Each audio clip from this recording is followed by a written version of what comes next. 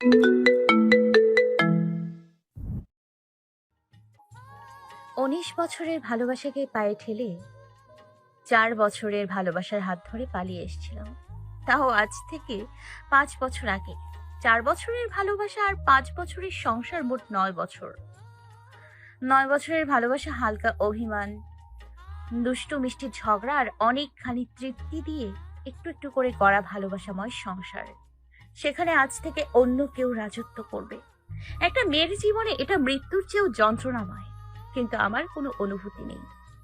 নিজের হাতে আমার বর আর তার নতুন জীবন সঙ্গীর রুমটা নিজের মতো করে সাজিয়ে দিয়েছি। মেয়েটা তো অনেক আশা নিয়ে এই সংসারে পা রাখতে যাচ্ছে। সেখানে আমার ব্যবহার করা জিনিসপত্র ব্যবহার করবে প্রশ্নই আসে না। যদিও তার বরটাই এটো। এই ৯ বছরে শুধু ওর জীবনে না, প্রতিটা পশমের গোড়ায় গোড়ায় আমার অস্তিত্ব মিশে আছে। তবে আজ থেকে তার সম্পূর্ণ দাবি ছেড়ে দিলাম। পড়ে থাকতে হবে এই ঘরের কোনো এক কোণায়। আমার যে আর যাওয়ার কোনো জায়গা নেই। যেদিন বাবা মায়ের ভালোবাসাকে তুচ্ছ করে রাতের অন্ধকারে সায়নের হাত ধরে পালিয়ে এসেছিলাম, সেদিন থেকে তাদের কাছে আমি মৃত। আর শ্বশুর শাশুড়ি তারাও আমাকে মন থেকে মেনে নেয়নি। তাই তো বিয়ের প্রথম দিন থেকেই আমাদের নতুন সংসার শুরু হয়। কলিং বেলের শব্দে ভাবনা থেকে বাস্তবে আসে তৃষা। মাথায় ১২ হাত কাপড়ের ১৩ হাত ঘোমটা দিয়ে দরজা খুলে দিল। মন ভরে নিঃশ্বাস নিল আর নতুন বউয়ের মুখের দিকে তাকিয়ে দোয়া করে দিল, যে পূর্ণতা আমি দিতে পারিনি সেই পরিপূর্ণতা যেন তোমার দ্বারা হয়। মুচকি একটা হাসি দিয়ে দরজা থেকে সরে দাঁড়ালো তৃষা। তার বর নতুন বউয়ের হাত ধরে ভেতরে প্রবেশ করল। কোনো একদিন তৃষাও এভাবেই হাত আঁকড়ে ধরে এই বাসায় প্রবেশ করেছিল। তবে সেটা তখন শুধু একটা বাসাই ছিল, আর এই মেয়েটা একটা সাজানো গোছানো সংসারে প্রবেশ করলো। পার্থক্য শুধু এটুকুই, কেউ একটা বাসাকে সংসারে পরিণত করেছে আর কেউ সেই সংসারে রাজত্ব করবে। আপনারা গিয়ে ফ্রেশ হয়ে আসেন, আমি খাবার রেডি করতেছি। সায়ন একবার তিশার দিকে আর চোখে তাকালো। হয়তো ভাবছে মেয়েটা অস্বাভাবিক আচরণ করবে, কেঁদে কেঁদে অস্থির হয়ে যাবে। কিন্তু না, মেয়েটা একদম স্বাভাবিক আছে। তবে কেমন যেন অনুভূতি শূন্য মনে হচ্ছে। তিশাও ফ্যালফ্যাল হয়ে তাকিয়ে আছে সায়নের চোখে। মনে মনে বলল, সায়নের শেষ অবধি আমার অনুভূতিটুকুও কেড়ে নিলে। রুমে প্রবেশ করে আশ্চর্য হয়ে যায় সায়ন, আর সাথে নতুন বউ। একদম ঝকঝকা নতুন সামগ্রী দিয়ে রুমটা সাজানো। বিছানার চাদর থেকে শুরু করে রুমের প্রতিটা জিনিস। খাবার রেডি করে ওদেরকে ডাক দিল তিশা। কিছুক্ষণের মধ্যেই রুম থেকে বের হয়ে আসলো ওরা। খাবার টেবিলে সবকিছু সাজিয়ে রেখে আড়ালে দাঁড়িয়ে চোখের জল ঝরাচ্ছে। কেন কাঁদছিস তিশা?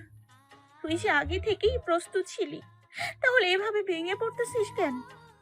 ওর পাশে আমি যে কাউকে মেনে নিতে পারি না। আমার দুর্বলতাই তো এই মানুষটা। না, তুই কাঁদবি না, একদমই না। পরবর্তী ঝড়ের জন্য নিজেকে তৈরি করে নে। নিজের অস্বস্তিতে কথা বলে চোখের পানি মুছে নিল। ওদের খাওয়া শেষ, আবারও বুকের ভেতর হাহাকার শুরু হলো। যে মানুষটা প্রথম লোকমা আমার মুখে না দিয়ে নিজের মুখে ভাত দিত না, আজ সে একবার জানতেও চাইলো না আমি খেয়েছি কিনা। কি অদ্ভুত জীবন। সায়ন তার নতুন বউ রুমে ঢুকলো। যখন ঠাস করে দরজা লাগিয়ে দিল, মনে হচ্ছে তিশার কলিজায় কেউ ছুরি মেরেছে। ছুরিটা এত বেশি ধারালো যে পুরো হৃদয়টাই ক্ষতবিক্ষত করে দিচ্ছে। একটা বাচ্চাই কি জীবনের সব? আমার প্রতি তোমার ভালোবাসা তো এতটাই টুকরো ছিল। আমিও তো বাবা মায়ের আদরের একমাত্র সন্তান ছিলাম। তোমার জন্য, তোমার জন্য, শুধুমাত্র তোমার জন্য সেই আদর ভালোবাসাকে তুচ্ছ করে তোমার ভালোবাসায় সাড়া দিয়েছি। সব থেকেও কেউ ছিল না আমার, শুধু ভালোবেসে তোমায়। আর আজ আজ এই তুমিও পর করে দিলে আমায়। তোমার কি একটু কষ্ট হবে না গো? ওই বুকে যখন অন্য কেউ লেপ্টে থাকবে, তখন কি আমার অস্তিত্ব বিন্দু মাত্র নাড়া দেবে না তোমায়? এই সংসারের প্রতিটা কানায় কানায় তোমার আমার ভালোবাসা লেপ্টে আছে। সেই ভালোবাসাকে অন্য কেউ মুছে দিয়ে নিজের ভালোবাসার সূচনা করবে। বড্ড কষ্ট হয় গো, অনেক বেশি যন্ত্রণা হচ্ছে। তুমি কি একটু অনুভব করো না আমার অসহনীয় যন্ত্রণাগুলো? কেউ নতুন ভালোবাসা সৃষ্টিতে ব্যস্ত, আর কেউ বা পুরনো স্মৃতি মনে করে ডুকরে ডুকরে কাঁদে, বালিশে মুখ গুজে। ভালোবেসে বিয়ে করে ভালোবাসা দিয়েই একটা ভালোবাসাময় সংসার সাজিয়েছে দুজন। বিয়ের 2 বছর পর সেই ভালোবাসার ফসল হিসেবে একটা ছোট্ট অস্তিত্ব তিশা পেটে ধারণ করে। তখন বুঝি সুখগুলো উপচে উপচে পড়তেছে, আর সেই সুখগুলোকে বুঝি হিংসা হচ্ছিল। তাই তো প্রেগনেন্টের 7 মাসের সময় বাচ্চাটা মিসক্যারেজ হয়ে যায়। সেদিন তিশার চেয়ে সায়ন বোধহয় একটু বেশিই কষ্ট পেয়েছিল। ছেলেরা কাঁদতে নেই, কিন্তু সেদিন সায়নকে হাউমাউ করে কাঁদতে দেখেছি। কতটা অনুভূতি থাকলে ছোট্ট একটা অস্তিত্বকে এতটা ভালোবেসে ফেলা যায়। তবুও সায়ন নিজের কষ্টগুলোকে চেপে রেখে তিশাকে সবসময় সাপোর্ট দিয়ে শান্ত রাখার চেষ্টা করেছে। এই 3 বছরে আরো 3বার বাচ্চা মিসক্যারেজ হয়ে গেছে। প্রথম প্রথম সায়ন সাপোর্ট করলেও ইদানিং সেও খুব অমনোযোগী তিশার প্রতি। তিশার প্রতিটা কাজেই সে বিরক্ত। অনেক ডাক্তার দেখানোর পরও কোনো সমাধান পাচ্ছে না। তাই তো সায়ন আশা ছেড়ে দিয়েছে। আগের মতো আর ভালোবাসা নেই। ভালোবাসাময় সংসারটা যেন একটু ভালোবাসার জন্য হাহাকার করতেছে।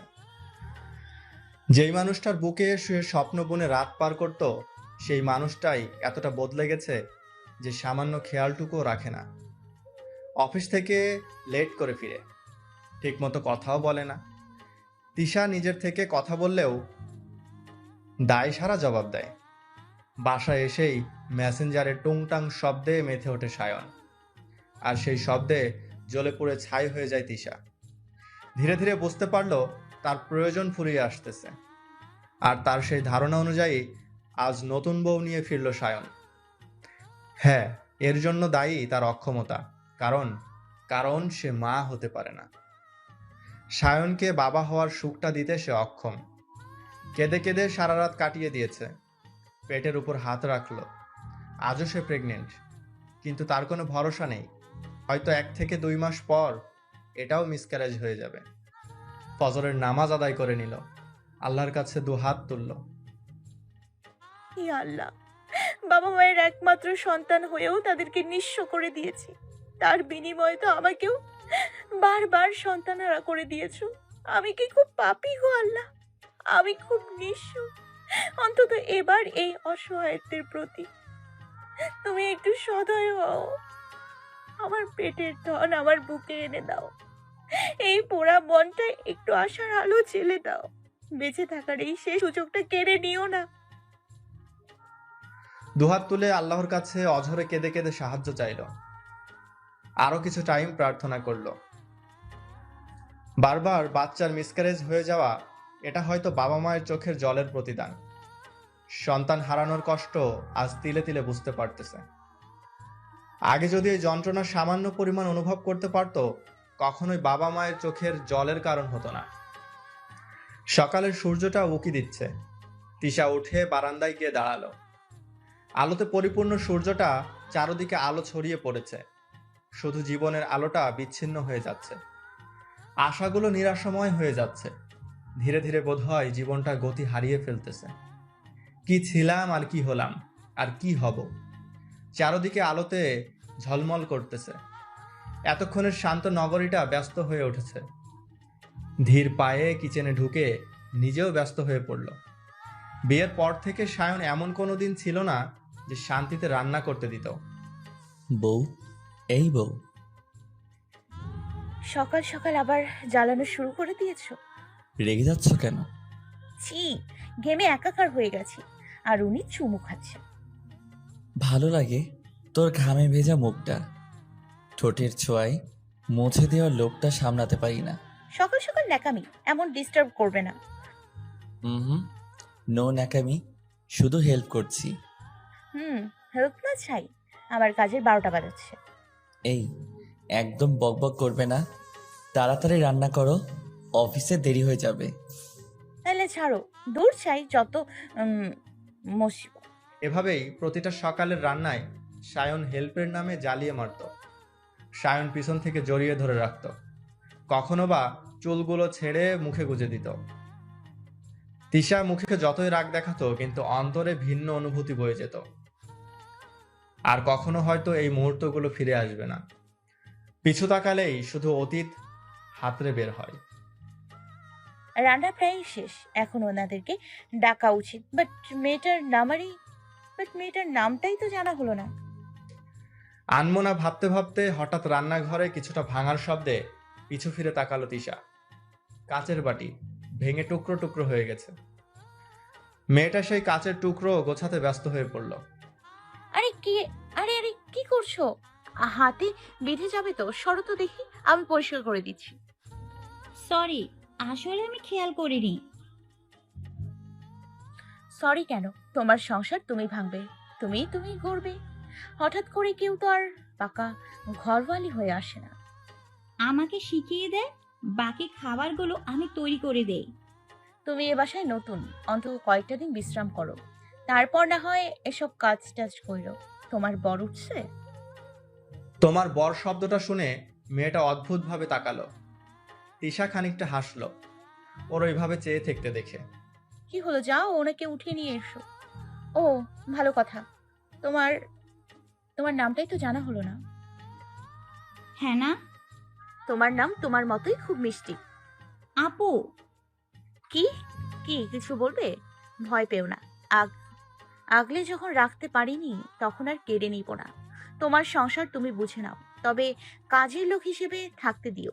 বুঝোই তো, পালিয়ে এসছি, সো আর কোনো আশ্রয় নেই। তবুও যদি তোমাদের বিশেষ অসুবিধা হয়, তখন না হয় ঠিকানা খুঁজে নিব। আল্লাহর দুনিয়াতে আর না হোক 3.5 হাত জায়গা তো পাবো। হেনা যতই তিশাকে দেখতেছে, ততই যেন অবাকের মাত্রা ছাড়িয়ে যাচ্ছে। একটা মানুষ কতটা কঠিন হলে এভাবে স্বাভাবিক থাকতে পারে। স্বামী এমন একটা মূল্যবান ধন, মেয়েরা সব ভাগ দিতে রাজি, শুধু স্বামী ছাড়া। আর সেখানে তিশা যেন অনুভূতিহীন মানবী। এই এক মাসে অনেকটা খাতির জমিয়ে ফেলেছে হেনার সাথে। যদিও সেদিনের পর থেকে কখনো সায়নের মুখটা দর্শন করেনি। সর্বদা সতর্ক থাকে, যাতে মৃত্যুর আগে কখনো ওই মানুষটার মুখটার সামনে না পড়ে।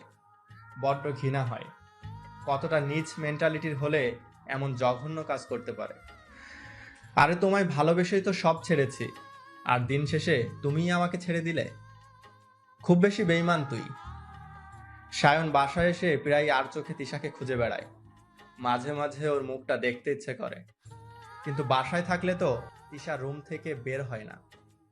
আর খাওয়া দাওয়া তো দূরের কথা, আর যদি কখনো মুখোমুখি হয়েও যায়, তখন 12 হাত কাপড়ের 13 হাত ঘোমটা টেনে দেয়। এভাবে একটা মানুষ বন্দি থাকলে তো তার স্বাভাবিকত্ব হারিয়ে ফেলবে। তাই সময় পেলেও খুব কম টাইমই বাসায় থাকে সায়ন। তবে মনে মনে শান্তিও পায়। সতীনের সংসারে নাকি ঝামেলা বেঁধেই থাকে, কিন্তু সেখানে হেনা ন্যূনতম অভিযোগ তোলে না। সেই সুযোগটাই তো পায় না। বিয়ের দিন ভেবে নিয়েছে তিশাকে একটা আলাদা ফ্ল্যাট ভাড়া করে দিবে, বাট এখন বোধহয় তার আর প্রয়োজন নেই। খাবারের সময় ইদানিং আর চোখে তিশাকে খোঁজ করে সায়ন, যেটা হেনার চোখে এড়িয়ে যায়। যদিও মনের ভিতরে একটু অশান্তি হয়, তবুও কিছু বলে না। তবে হঠাৎ একদিন বলেই ফেলল, আপু, আপনি তো আমাদের সাথে বসেই খেতে পারেন। কষ্ট হবে না তোমার? তোমার স্বামীর পাশে তোমার সতীন বসে খাবার খাইলে। হেনা মাথা নিচু করে চলে গেল। আসলেই তো, হ্যাঁ, শুধু কষ্ট না, বড্ড বেশি। তার চেয়েও বেশি কষ্ট হবে। আমি মেনে নিতে পারবো না সায়নের পাশে কাউকে। হেনার এভাবে চলে যাওয়ার উত্তরটা ভালোভাবেই পেয়ে গেছে তিশা। হায় রে মেয়ে, তুই সামান্য এতটুকু মেনে নিতে পারবি না? আর সেখানে দিব্যি সুখে শান্তিতে আমার স্বামীকে নিয়ে কিভাবে আমার গড়া রাজ্যের রাজত্ব করতেছিস। সময় তার আপন গতিতে পার হয়ে যাচ্ছে। তিশা প্রেগনেন্ট 7 মাস, খুব দুর্বল হয়ে পড়তেছে। রাতে তো একদমই ঘুমাতে পারে না। রুম থেকে বারান্দা, আবার বারান্দা থেকে রুমে পায়চারি করে সারা রাত পার করে দেয়। এই, কি হলো তিশু পাখি? কি হয়নি বলো? আমাকে অশান্তিতে রেখে নিজে ঘুমাচ্ছ কেন? আমি আর অশান্তি, তাও তোমাকে তুমি না তো কে? হ্যাঁ, আমি প্রেগনেন্ট, এর জন্য দায়ী কে? হ্যাঁ, খাটাস লোক একটা।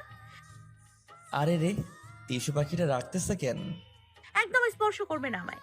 তোমার বাবুরা আমাকে ঘুমোতে দেয় না কেন? হ্যাঁ, উফ, আমি ঘুমোবো, আমার বুঝি ঘুম পায় না? কি, ওদের এত বড় সাহস আমার টিস্যুমণিকে জ্বালাই? এদিকে এসো, বকে দিচ্ছি। টিস্যু পাখি, হুম। বাবুরা বড় হচ্ছে তো, তাই তোমাকে জানান দিচ্ছে। মাম্মাম, আমরা আসতেছি। আর একটু সহ্য করো পাখিটা, আর কয়টা দিন তো।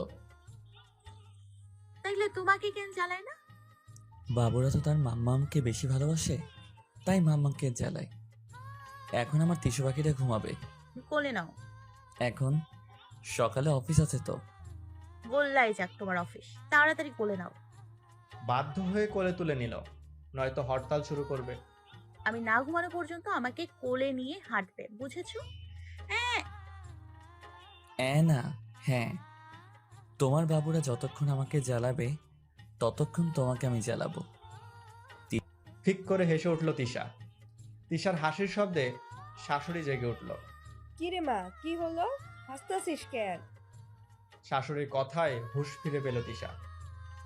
সে তার অতীত হাতড়ে বেরোচ্ছিল এতক্ষণ। ইস, কতটা যত্নে গড়া ভালোবাসা, আজ তার সবই অতীত। সায়ন যদি পাশে থাকতো তাহলে আজও এভাবে জ্বালাতো। চোখ বুজে ঘুমানোর চেষ্টা করতেছে। মেয়েটার মুখের দিকে তাকিয়ে বড্ড মায়া হচ্ছে। কোন পাপের বিনিময়ে এমন সন্তানের মা হলো কে জানে। হঠাৎ বিয়ে করে নিয়ে আসার জন্য মানতে পারেনি মেয়েটাকে, কিন্তু তবুও কখনো তো ছেড়ে দিতে বলেনি। এমন ছেলের মা পরিচয় দিতেও বিবেকে বাধা দেয়। তিশার মাথায় হাত বুলিয়ে দিচ্ছে শাশুড়ি, আর তিশার দুচোখ দিয়ে অশ্রু ঝরতেছে। কতদিন কারো ভালোবাসার স্পর্শ পায়নি। আটকাতে পারলি না রে মা? যে যেতে চায় তাকে আটকে আর কয়দিন রাখা যায় বলো? বুঝি না বাপু, তোরা এই যুগের হয়েও এমন কাজ কেমনে করলি? একটা বাচ্চা তো অ্যাডপও নিতে পারতি। বলছিলাম মা, তবে অক্ষমতা তো আমার, তার তো আর না। কষ্ট হয় না এখানে থাকতে? বড্ড কষ্ট হয় মা। যাবি আমার সাথে? তৃষার চোখে মুখে হাসির ঝলক ফুটে উঠেছে। যাবে না মানে? একটা আশ্রয়ের অভাবেই তো এখানে পড়ে থাকা। সকাল থেকে তিশার যাবতীয় যা যা প্রয়োজন আর কি সবই গুছিয়ে নিচ্ছে। বিকেলে রওনা দিবে শাশুড়ির সাথে। শাশুড়ি নামাজ পড়তেছেন, হেনা শাওয়ার নিচ্ছে, আর এদিকে অনবরত কলিং বেল বেজেই চলেছে। তাই এক প্রকার বাধ্য হয়ে দরজা খুলে দিয়ে তাড়াতাড়ি সরে যেতে নিলে, কাপড়ের সাথে পা আটকে পড়ে যেতে নিল কেউ একজন ধরে ফেলল। স্পর্শটা তিশার খুব ভালোভাবেই চেনা। কিছুক্ষণের জন্য যেন জমে বরফ হয়ে গেল। তার সেই চিরচেনা দুটো হাত তাকে আঁকড়ে ধরেছে। যে হাত দুটোকে ভরসা করে সব ছেড়ে এসেছিল, তবে আজ আর সেই স্মেলটা পাচ্ছে না, যে স্মেলটা পাগল করে দিত, দূর থেকে তার উপস্থিতি জানান দিত। এই স্মেলটার জন্য কতই না পাগলামি করত।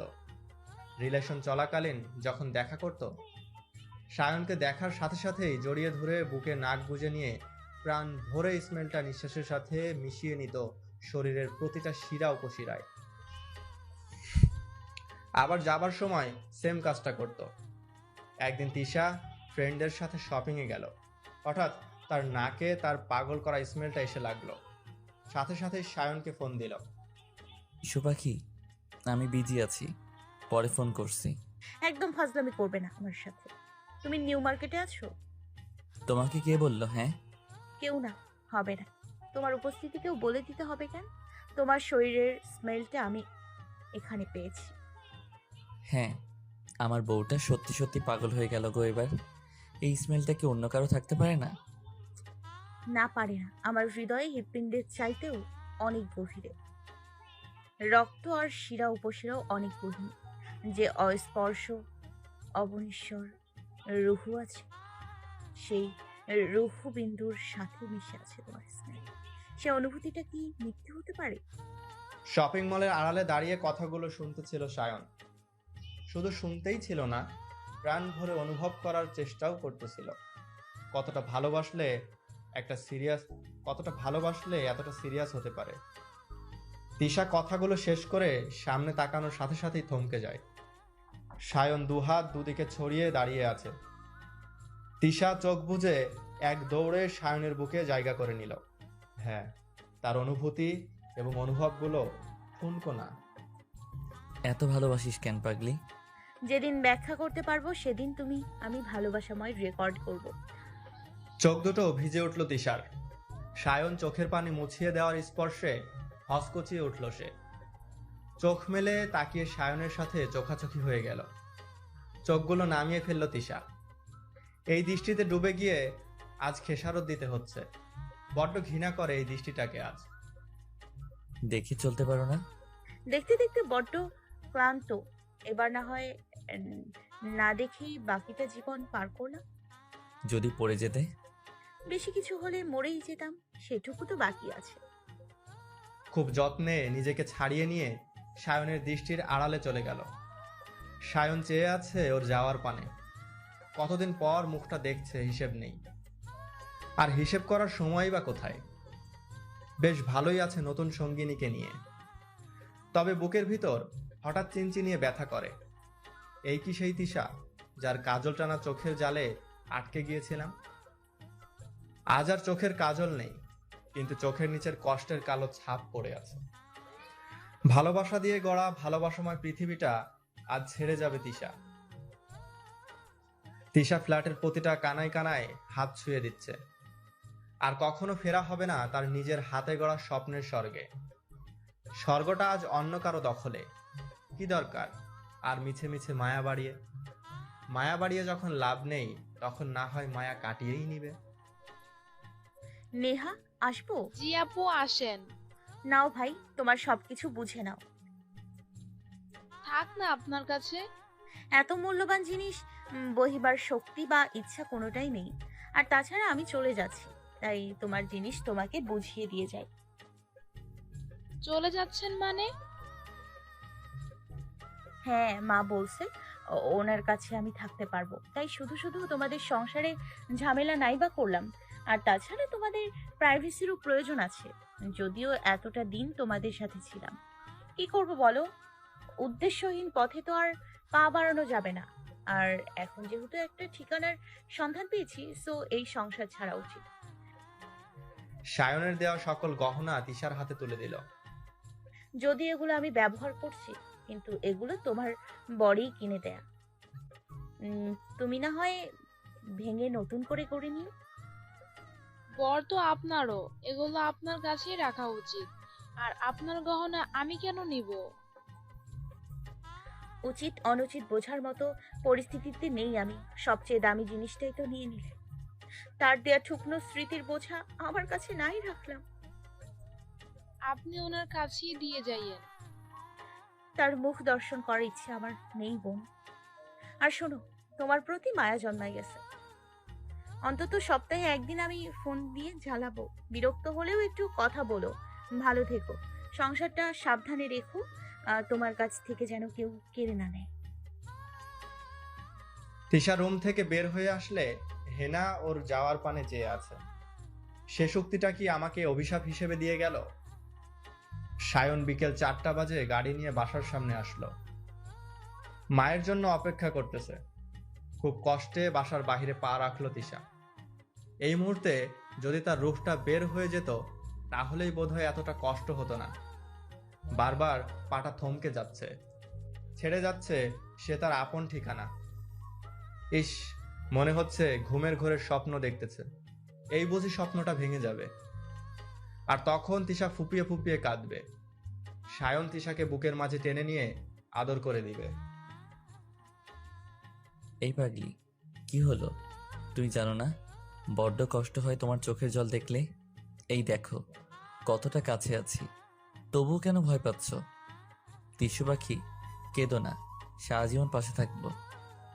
কিন্তু না, সে ঘুমের ঘোরে নেই, সে কঠিন বাস্তবতার মাঝে আছে। এক বুক আশা। সারা জীবন একসাথে থাকার শপথ করে সায়নের 2 হাত আঁকড়ে ধরে রেখেছিল। ভেঙে গেছে শপথ আজ। হয়ে গেল জীবনটা গতিহারা। নীরের ঠিকানা তার জন্য না। শিমুল তোলার মতো উঠতেছে জীবনটা। আদৌ তার বিরতি আছে কিনা?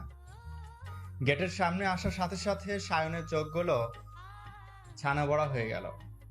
তিশার পেট স্বাভাবিকের চেয়ে অনেকটা বড়। তাইলে কি তিশা প্রেগনেন্ট?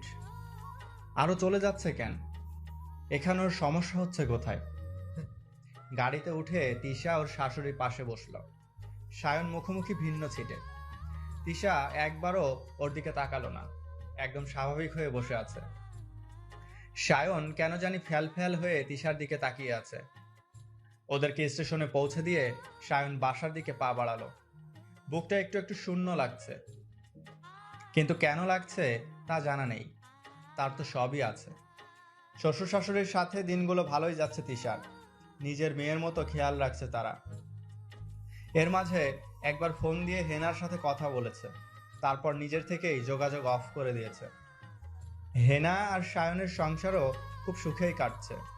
হেনা প্রেগনেন্ট, নিয়মিত চেক আপ করছে, সবকিছু স্বাভাবিক আছে। তিশাকে এক প্রকার ভুলেই গেছে সায়ন। তিশা নামের কেউ একজন ছিল, কখনো এমনটা তার ধারণায়ও আসে না। তিশা নামের কেউ একজন ছিল কখনো এমনটা তার ধারণায়ও আসে না। বেশ আছে তার বউ আর অনাগত সন্তান নিয়ে। আর কয়েকটা দিন তিশার কোল জুড়ে আসবে তার বেঁচে থাকার শেষ আশা। মাঝে মাঝে খুব ভয় হয়, এতটা পথ এসে আল্লাহ যদি কেড়ে নিয়ে যায়। কি নিয়ে বাঁচবে? বাঁচার জন্য তো প্রেরণা প্রয়োজন, আর তার অনাগত সন্তানই তার সেই প্রেরণা। খুব জ্বালায় বাবুটা। ইস, কবে যে বাবুটা পাবে, ছোট্ট দুটো কোমল হাতে ছুঁয়ে দিবে।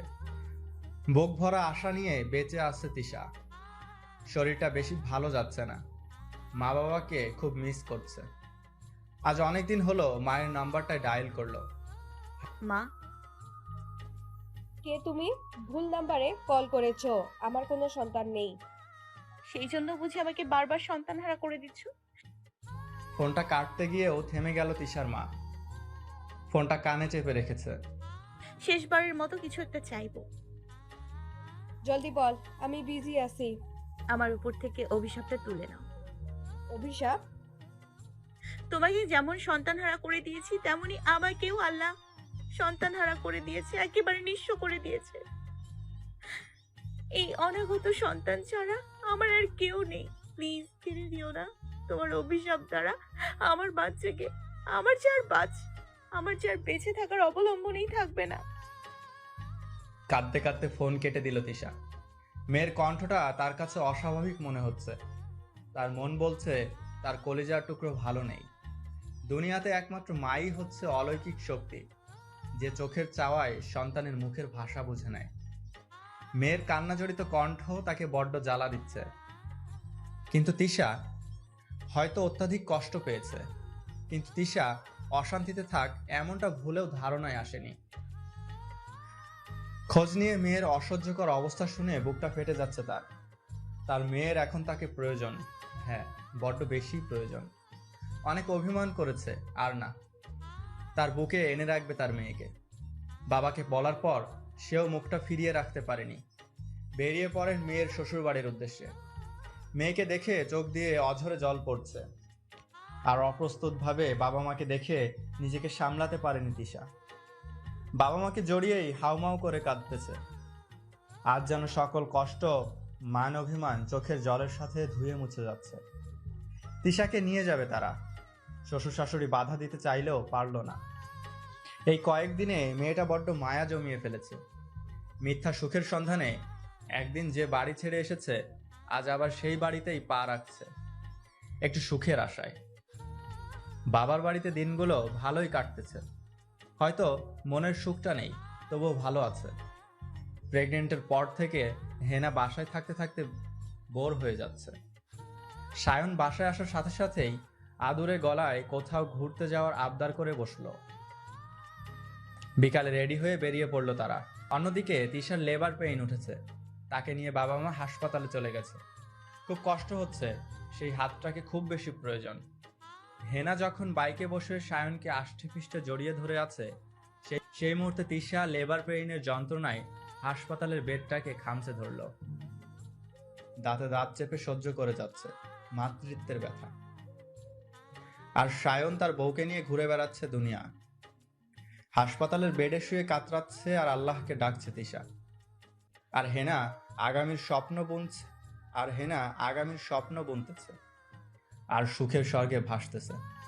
আল্লাহ তিশার ডাকে সাড়া দিল এবার। এই মুহূর্তে তার রহমতের দরজা সম্পূর্ণ খুলে দিয়েছে। ব্যথা যখন চরম মাত্রায়, ঠিক সেই মুহূর্তে ডেলিভারি হলো। লেবার পেইন সহ্য করতে না পেরে আল্লাহ বলে চিৎকার দিয়ে উঠল এবং জ্ঞান হারালো।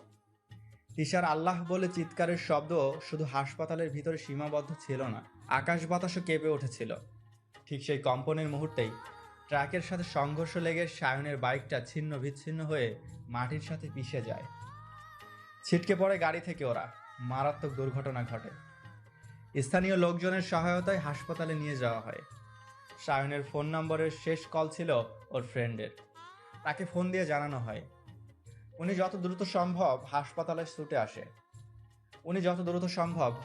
ছুটে আসে। সায়নের জ্ঞান ফিরলেও হেনার অবস্থা খুবই খারাপ। হেনার ফ্যামিলিকে ফোন দিয়ে জানানো হয়েছে। মিস্টার সায়ন, আপনার স্ত্রীকে দ্রুত অপারেশনের ব্যবস্থা করতে হবে। হেনা ঠিক আছে ডক্টর? আমার সন্তান? প্লিজ শান্ত হন। বাচ্চা মিসক্যারেজ হয়ে গেছে আর সাথে মায়ের অবস্থা শোচনীয়। এই মুহূর্তে অপারেশন ছাড়া ওনাকে বাঁচানো সম্ভব না। এমন একটা পরিস্থিতির জন্য মোটেও প্রস্তুত ছিল না সায়ন। এই তো দুপুরেও বেবিটাকে নিয়ে কতটা স্বপ্ন দেখেছে, পেটে কান রেখে কথা বলেছে, পরে কথাও দিয়েছে অনেকগুলো খেলনা নিয়ে আসবে। কথা বলার শক্তি হারিয়ে ফেলেছে, ফ্যাল হয়ে তাকিয়ে আছে। ডাক্তার ওর কোনো উত্তর না পেয়ে মুখের পানে চেয়ে আছে। ঠিক সেই মুহূর্তে হেনার আত্মীয় স্বজনরা হাসপাতালে এসে পৌঁছালো। সায়ন, তুমি ঠিক আছো বাবা? আমার হেনা কোথায়? আমার মেয়ের কি অবস্থা? আপনার মেয়ের দ্রুত অপারেশন প্রয়োজন, নয়তো যত টাইম যাবে ওনার জীবন রিস্কের মুখে পড়ে যাবে। আপনি দ্রুত অপারেশনের ব্যবস্থা করেন, আমার মেয়েটাকে সুস্থ করে দিন। সবাই যে যার সন্তান নিয়ে ব্যস্ত। সন্তান মিসক্যারেজ হয়ে গেছে শুনে সায়ন থমকে গেছে। হেনার বাবা মা তার সন্তানের সুস্বাস্থ্যতার জন্য ব্যস্ত। তিশার বাবা মা তারাও তাদের মেয়ের সুস্থতার জন্য দোয়া করছে। আর তিশা সে সন্তানের মুখ দেখবার আশায় লেবার পেইনের মতো নাড়ি ছিঁড়ে যাওয়া ব্যথা দাঁতের দাঁত চেপে সহ্য করে যাচ্ছে। ডাক্তার ওটি থেকে বের হয়ে আসলো। ডাক্তার, আমার মেয়ে? জি, আল্লাহকে ডাকুন। এখনো কিছু বলতে পারছি না।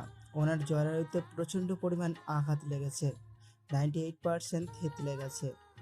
এটা কেটে ফেলা ছাড়া আর কোনো উপায় নেই, নয়তো ক্যান্সারে আক্রান্ত হয়ে যাবে। দ্রুত ডিসিশন জানান, হাতে সময় কিন্তু খুবই কম। সায়ন তো শকড।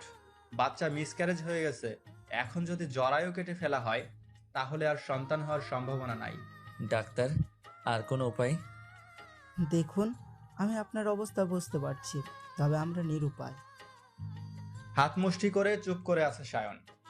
ডাক্তার, যেভাবেই সম্ভব আমার মেয়েকে বাঁচান, যেটা ভালো হবে তাই করেন। ডাক্তার একবার সায়নের দিকে তাকিয়ে ভিতরে চলে গেলেন। হেনার জরায়ু কেটে ফেলা হলো, আর অন্যদিকে তিশার জ্ঞান ফিরল। চোখ মেলে সামনে তাকালো। ওর মা ইশারায় পাশে তাকাতে বলল। পাশে ফিরে তাকিয়ে এই মুহূর্তেই এই 9 মাস 12 দিনের কষ্ট ভুলে গেল। মুখে তৃপ্তির হাসি ফুটে উঠল। তার পাশে তার রাজপুত্র আর রাজকন্যা শুয়ে আছে। ছোট ছোট পিট পিট করে চোখগুলো চেয়ে আছে। হ্যাঁ, তিশা টুইন বেবি প্রসব করেছে। আজ যেন তার সুখের কমতি নেই। বাচ্চাদের দিকে ফিরে উপর হয়ে কোমল হাতগুলো দিয়ে নিজের মুখ ছুঁয়ে দিচ্ছে। এখনো বিশ্বাস হচ্ছে না সে মা হয়েছে, তাও 2টা চাঁদ মুখ। 2 সন্তানকে চুমুতে ভরিয়ে দিচ্ছে। 2 চোখ দিয়ে সুখের অশ্রু ঝরতেছে। ছেলের অ্যাক্সিডেন্টের খবর পেয়েও এতক্ষণ তিশার পাশেই ছিল ওর শ্বশুর শাশুড়ি। এখন যেহেতু তিশা সুস্থ, তাই তাদেরকে উঠতে হবে। একবার ভাবলো সায়নের অ্যাক্সিডেন্টের খবরটা জানাবে। পক্ষান্তরে ভাবনা পাল্টে নিল। কি দরকার ওর আনন্দের মুহূর্তে বিষাদের ছায়া ফেলানো? মেয়েটা হাসতেছে, হাসুক না এভাবে বাকিটা জীবন। 2 নাতি নাতনিকে আদর করে কিছুক্ষণ, তারপর বিদায় নিয়ে চলে গেল। হেনার অপারেশন কমপ্লিট। কিছুক্ষণ আগে বেডে দেওয়া হয়েছে। ঘুমের ইঞ্জেকশন দিয়ে ঘুম পাড়িয়ে রাখা হয়েছে, এখনো জ্ঞান ফিরে নাই। বাবা মাকে দেখে সায়ন জড়িয়ে ধরলো।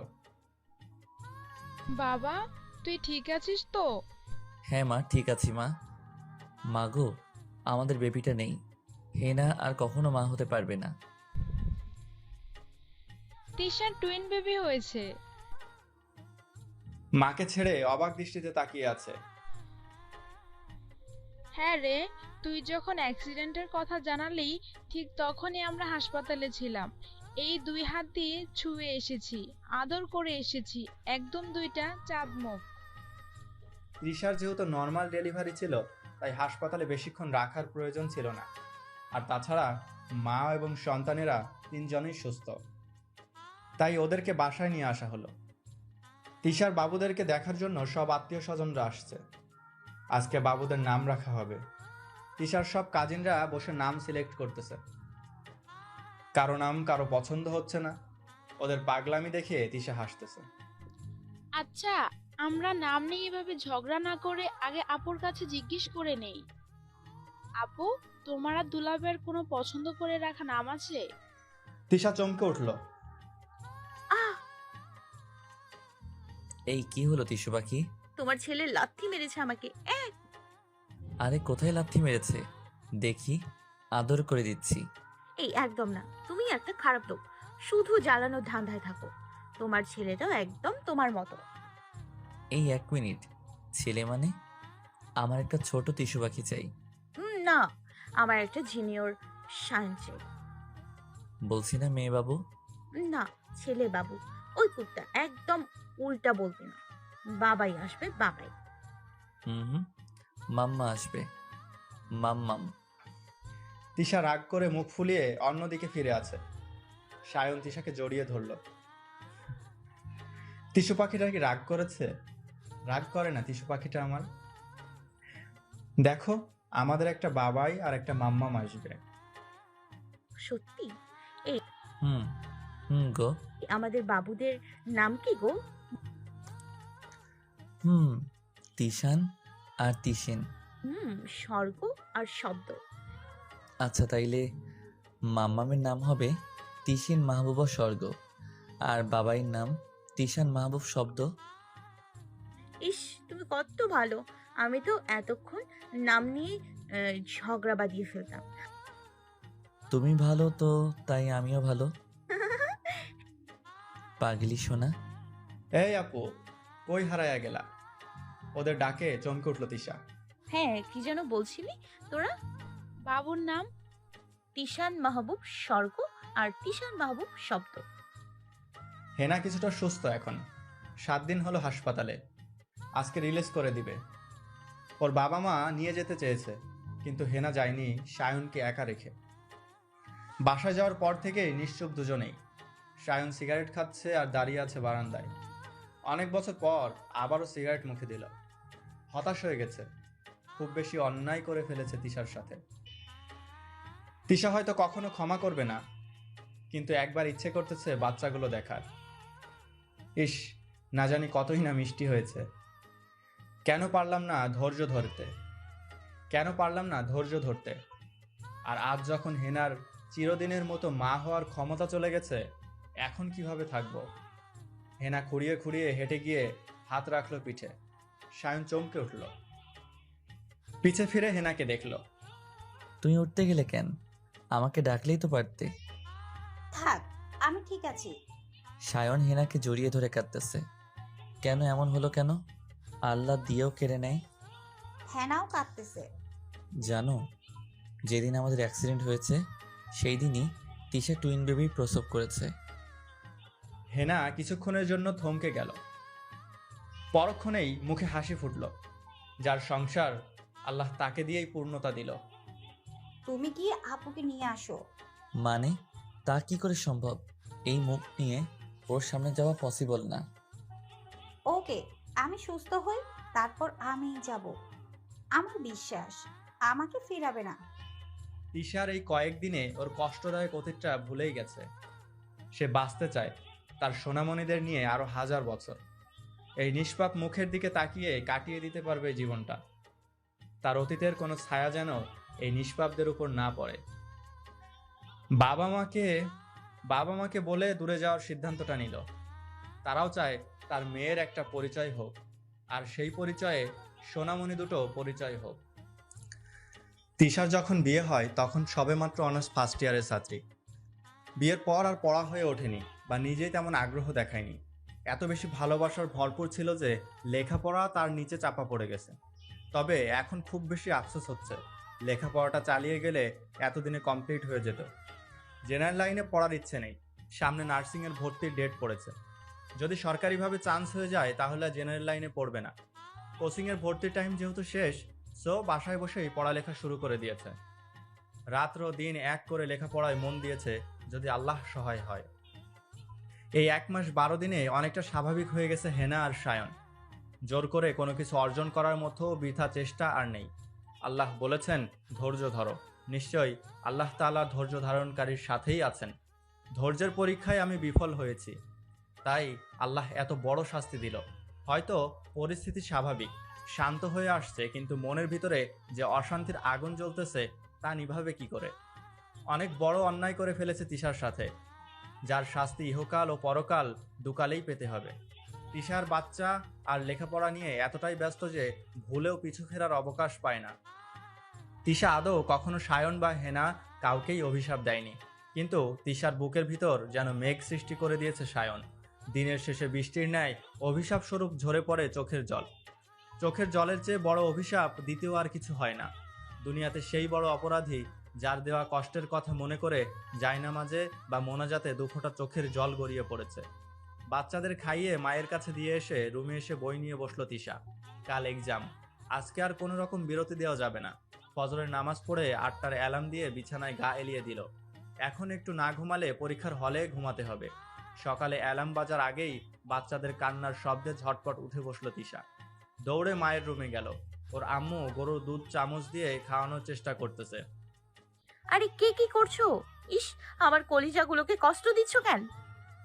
কাল রাতে খাইয়েছিস, এইটুকু বাচ্চা গলা শুকিয়ে যাবে তো। ওকে ডাকুনি কেন? তুই তো ঘুমাচ্ছিলি তাই। আর তাছাড়া না ঘুমালে এক্সাম টেবিলে ঘুমিয়ে পড়বি। সবকিছুর ঊর্ধ্বে আমার বাবুরা, অন্য সব গোল্লায় যাক। তার আম্মু মেয়ের এমন পাগলামি দেখে হাসতেছে। তার সেই পিচ্চি রাজকন্যাটাও আজকে কত বড় হয়ে গেছে। তার বাচ্চাটাও আজকে বাচ্চা সামলাচ্ছে। সবকিছু কতটা দ্রুত পায়ে পার হয়ে যাচ্ছে। তিশা রেডি হয়ে 2 বাচ্চাকে বুকে কিছুক্ষণ জড়িয়ে ধরে রাখলো। চোখে মুখে আদর দিয়ে বাবার সাথে পরীক্ষার উদ্দেশ্যে বেরিয়ে পড়লো। বিসমিল্লাহ বলে প্রশ্নপত্র হাতে নিল তিশা। ধীরে ধীরে প্রশ্নের অ্যান্সার দিচ্ছে। অধিকাংশ প্রশ্নই তার জানা। নির্ধারিত সময়ের আগেই সকল প্রশ্নের উত্তর করা শেষ। তবুও বারবার উত্তর ছিটে বসে চোখ বুলিয়ে নিচ্ছে। ঘন্টা বাজার পর পরীক্ষার হল ত্যাগ করলো তিশা। মনে মনে একটা আত্মবিশ্বাস জন্মে গেছে। তার মনে বলতেছে সরকারিভাবে চান্স হয়ে যাবে। বাসায় গিয়ে খুশিতে জড়িয়ে ধরলো মাকে। মেয়ের মুখ দেখেই বুঝে গেছেন খুব ভালো হয়েছে এক্সাম। সেই ছোট্টবেলার মতো এক্সাম ভালো হলে বাসায় এসে জড়িয়ে ধরতো, আর যদি কখনো সামান্য পরিমাণ খারাপ হতো রুম লক করে কান্না করত। বাচ্চাদের নিয়ে দুষ্টামিতে লেগে গেছে। নিখুঁতভাবে বাচ্চাদের পর্যবেক্ষণ করছে। না, ভাবছিল সায়নের মতো হবে, বাট একদম ওর নিজের কার্বন কপি মনে হচ্ছে। আর হবেই না কেন, পেটে আসার পর থেকে তো মা পর্যন্তই সীমাবদ্ধ ছিল। কখনো বাবার সংস্পর্শ তো দূরের কথা, দেখাই মেলে নাই। মামুনির উপর রাগ করিস না সোনারা, বাবার থেকে আলাদা বলে কষ্ট পাস নে। তোদের মামুনি দুজনের ভালোবাসা একাই পোষাইয়া দিবে। বাচ্চাদের সাথে অনবরত কথা বলেই যাচ্ছে, আর বাচ্চা দুটো ছোট ছোট হাত পা নাড়াচাড়া করে মামুনিকে ছুঁয়ে দিচ্ছে। কিছুক্ষণ পর ঘুমিয়ে গেল। তিশা মন খারাপ করে গাল ফুলিয়ে বসে আছে। এই কয়েকদিনে মেয়েকে মন খারাপ করতে দেখেনি তিশার মা। আজকে হঠাৎ এভাবে দেখে চমকে উঠলেন। তিনি চান না তার মেয়ে আর বিন্দু পরিমাণও কষ্ট পাক। কিরে মা, কি হলো তোর? এভাবে বসে আসিস কেন? মা বাবা দুজনেই তিশার রুমে প্রবেশ করলো। দেখো না মা, আমি কতটা ফিলিংস নিয়ে ওদের সাথে কথা বলতেছি, আর ওরা কিনা আমাকে ইগনোর করে ঘুমিয়ে পড়লো। আমার ফিলিংসের কোনো দামই নেই। মেয়ের এমন কথা শুনে দুজনেই হেসে উঠল। কে বলবে এই বাচ্চাটাও দুটো ছোট্ট সোনামণির মামুনি? এই বাচ্চাদের সাথেও কেউ অভিমান করে? ওর বাবা মায়ের হাসি দেখে তিশা আরো গাল ফুলিয়ে ফেলেছে। তিশার মাথায় হাত বুলিয়ে দিতেছে। পাগলি বে, এই জন্য কেউ এভাবে অভিমান করে? ওরা এখনো ফিলিংস বুঝতে শিখেনি। ওদের কাছে আগুন পানি দুটোই সমান। তুই যদি সারাদিন এভাবে অভিমান করে বসে থাকিস, তবুও কি ওদের আদৌ তোর অভিমান ভাঙানো সম্ভব? তাই তো, এতক্ষণ তো ভেবেই দেখি নাই। ইস, আমার বাবুরা না আমাকে বোকা ভাবা শুরু করবে। ঠিক করে হেসে দিল তিশা, সাথে ওর বাবা মা যোগ দিল। যা, ফ্রেশ হয়ে আয়, তারপর কিছু খেয়ে নে। নিজের অবস্থা কি করেছিস? একবার আয়নায় দেখেছিস? মায়ের কথা শুনে চুপ হয়ে গেল তিশা। তাই তো শেষ কবে আয়নায় নিজেকে খুঁটিয়ে খুঁটিয়ে দেখেছে তাও মনে করা দায়। আগে তো সকাল টু সন্ধ্যা নিজেকে পরিপাটি করে রাখতো সায়নের জন্য, কিন্তু সেই মানুষটা যখন ফিরে তাকানোর সময় নেই সেদিকে, তো সেদিক থেকে কখনো আয়নার সামনে দাঁড়ানো হয়নি বা নিজেকে সজ্জিতও করেনি। মেয়েকে মন খারাপ করতে দেখে নিজের কাছে খারাপ লাগা শুরু করে দিয়েছে। কবে যে মেয়েটা সম্পূর্ণ স্বাভাবিক হবে। এভাবে হুতুম পেঁচার মতন বসে থাকিস না তো। মেয়ের কথায় চমকে উঠল তিশা। কি কি কি বললে তুমি? আমি হুতুম পাচা? বাবা, তুমি কিছু বলবে না? বের হও রুম থেকে, বের। জোর করে দুজনকেই বের করে দিল। আজকে অনেক টাইম নিয়ে শাওয়ার নিল, টাওয়াল পেঁচিয়ে বের হয়ে আয়নার সামনে দাঁড়ালো। যাক, এখন কিছুটা হলেও মানুষের মতো দেখা যায়। এখন একটা ঘুমের প্রয়োজন, তাইলে পুরোপুরি মানুষের রূপটা ফিরে আসবে। তার আগে কিছু খেয়ে নেওয়া দরকার। খেয়ে এসে দুটো কলিজার টুকরোকে দুপাশে রেখে মাঝখানে নিজে শুয়ে পড়ল। 5টা নাগাদ ঘুম ভাঙল। চোখ মেলে বাবুদেরকে দেখতে পেল না। মা নিয়ে গেছে। উফ, অনেক ঘুমালাম। নিজেকে যথেষ্ট সুস্থ, স্বাভাবিক আর ফুরফুরে লাগতেছে। চোখে মুখে পানি দিয়ে বারান্দায় গিয়ে দাঁড়ালো। বাবা আর মা তিশিন ও তিশানকে নিয়ে বাগানে হাঁটতেছে। বারান্দায় আর দাঁড়িয়ে না থেকে নিজেও বাইরে চলে গেল। অনেকদিন ফটো সেশন করে না। আজকে মনটা ফুরফুরে আর ওয়েদারটাও খুব চমৎকার। অনেকগুলো পিকচার তুললো। টায়ন সকল সংকোচন পায়ে ঠেলে তিশার নম্বরে ডায়াল করতে যাচ্ছে, বাট প্রতিবারই বন্ধ। এই পর্যন্ত অগণিত ফোন দেওয়া হয়েছে, তবে বিশেষ লাভ হচ্ছে না। তিশার এক্সামের রেজাল্ট দিয়েছে। সরকারিভাবে রাজশাহী নার্সিং কলেজে চান্স পেয়েছে। সকল খুশির যেন বাঁধ ভেঙে গেছে আজ। তিশার ইচ্ছা অনুযায়ী এখনকার বাসা বিক্রি করে দিয়ে পুরো ফ্যামিলি পাড়ি জমালো রাজশাহী। হেনা এখনো সম্পূর্ণ সুস্থ। হেনা, সায়ন আর সায়ানের বাবা মা তিশাদের বাড়িতে আসলো। কলিং বেল বাজানোর শব্দে এক অপরিচিত মহিলা এসে দরজা খুলে দিল। কাকে চাই? আমরা তিশার শ্বশুর বাড়ি থেকে এসেছি। ওনারা কি বাসায় আছে? জি না, ওনারা 1 সপ্তাহ হলো এই বাড়ি বিক্রি করে দিয়েছে। বিক্রি মানে? তাহলে ওনারা কোথায় থাকে এখন? সরি, সেটা তো আমরা জানি না। এত বুক আশা নিয়ে এসেছিল, কিন্তু ভাগ্য এতই খারাপ যে দেখাটুকুও কপালে জুটল না। ওর সকল আত্মীয় স্বজন কারো কাছ থেকেই সঠিক কোনো তথ্য বের করতে পারেনি, হন্য হয়ে খুঁজতেছে। নতুন পরিবেশে খাপ খাইয়ে নিয়েছে তিশা। বরাবরই মিশুক টাইপের ছিল। খুব সহজেই মানুষের মন জয় করে নেওয়ার এক অসীম ক্ষমতা নিয়ে জন্মাইছে। ফলে ফ্রেন্ডদের সাথে ভাব জমাইয়া ফেলছে। সবাই তিশাপু ডাকে। আর তিশান তিশিনকেও ভালোবেসে ফেলেছে সবাই। কলেজ ড্রেস পরে রেডি হয়ে আয়নার সামনে দাঁড়ালো। ভিন্ন লুকে আবিষ্কার করলো নিজেকে। বয়সের ছাপ নেই, তবে কষ্টের ছাপ দেখতে পাচ্ছে। বাহির থেকে এই ছাপ হয়তো কারো চোখে পড়ার নেই, তবে হৃদয় দিয়ে অনুভব করতে পারবে। আগের চেয়ে খানিকটা শুকিয়ে গেছে আর চোখের নিচে কালি জমে গেছে, তবুও খারাপ লাগছে না তাকে। হাতে কাজলটা নিল। চোখে একটু কাজল দিলে মন্দ হয় না। এই, তোমার কি আর দাঁড়ানোর জায়গা নেই? আয়নার সামনে এসেই দাঁড়াতে হবে? তুমি আয়নার সামনে কি করছো? আশ্চর্য, আয়নার সামনে মানুষ কি করে? হ্যাঁ, যে যাই করুক, কিন্তু তুমি পারবে না। মানে তোমার মাথা কি গেছে? তুমি আজীবন আমাতে নিজেকে দেখবে। আয়নাতে নয়, আমাতে মগ্ন হয়ে নিজেকে সজ্জিত করবে। কপালের বাঁকা টিপটা আমি সঠিক করে পরিয়ে দিব। আমার চোখে তাকিয়ে কাজল পড়বে, আর লেপটে যাওয়া কাজল আমি মুছে দিব। আয়নাতে তুমি নয়, আমি তোমাকে খুঁটিয়ে খুঁটিয়ে দেখব। আয়না ছাড়া যখন বিফল হবে আর বারবার আয়নায় নিজেকে দেখতে চেয়েও পারবে না, তখন অভিমান করে কেঁদে দিবে। কাজল লেপটে যখন জল গড়িয়ে পড়বে, তখন ঠোঁটের ছোঁয়ায় চোখের জল মুছে দিব। এভাবে বলো না গো, আমি একদম পাগল হয়ে যাব। এত ভালোবাসা কি আমার কপালে সইবে? সইবে রে পাগলি। ভালোবাসাটা যখন আল্লাহ দান করেছেন, তখন সহ্য করার ক্ষমতাও তিনি দিয়ে দিবেন। আর যদি তোমার সহ্য না হয় তাহলে? দুষ্টমি হাসি দিয়ে তাহলে কি? ভাবতেছি আর একটা বিয়ে করব। তিশা অভিমান করে সায়নের গলা ছেড়ে দিয়ে দূরে গিয়ে দাঁড়ালো। চোখে জল টলমল করতেছে আর রাগে নিজের হাতে নিজেই খামচে দিচ্ছে সায়ন। গিয়ে তিশাকে জড়িয়ে ধরলো।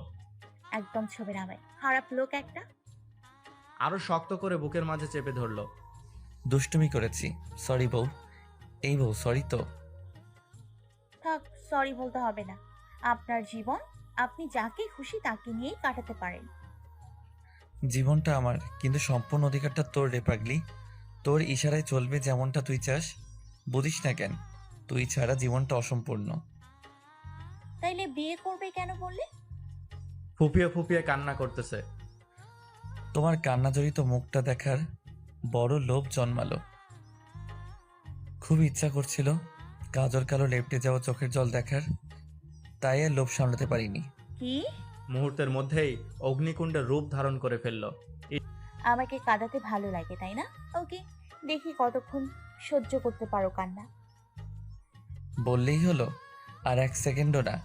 বুকের বাম পাশে ব্যথা পাইতো। একদম ফাজলামি করবে না।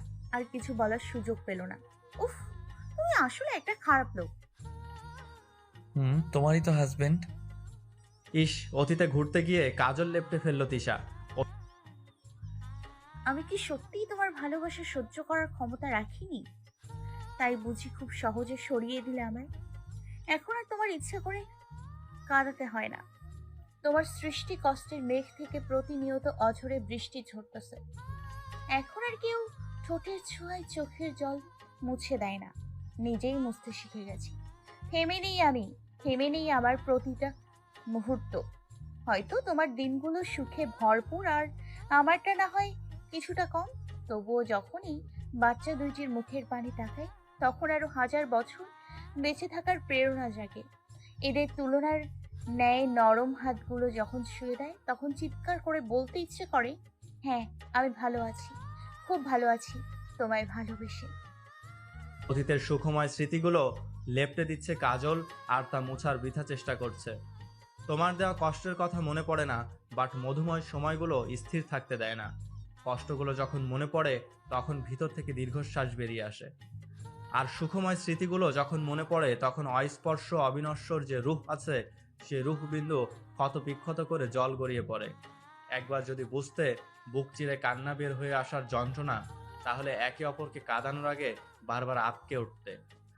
ক্লাস, প্রাইভেট আর বাচ্চাগুলোকে নিয়ে দিব্যি ব্যস্ত হয়ে গেছে তিশা। খুব বেশি প্রয়োজন ছাড়া পিছু ফিরে তাকায় না। তাকানোর সময় পেলেও তো তাকাবে।